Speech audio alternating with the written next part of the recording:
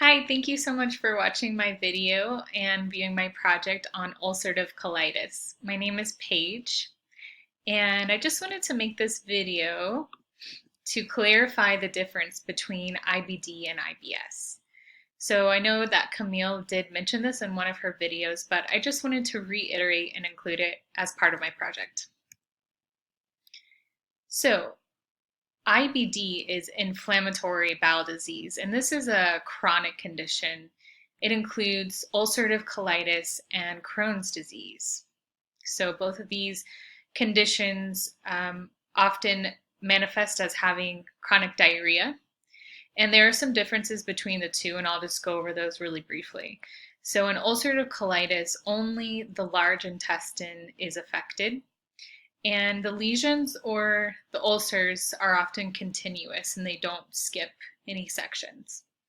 Whereas in Crohn's disease, this can affect the entire bowel, so the large intestine and the small intestine, and the lesions often skip sections. Then we have irritable bowel syndrome, or IBS, and this is much less serious and it makes it more common. And this is characterized by abdominal pain, gas, diarrhea, or constipation. So someone can fluctuate between the two, and it really varies from person to person. It's not as consistent as some of the symptoms you would see in IBD. So that's it.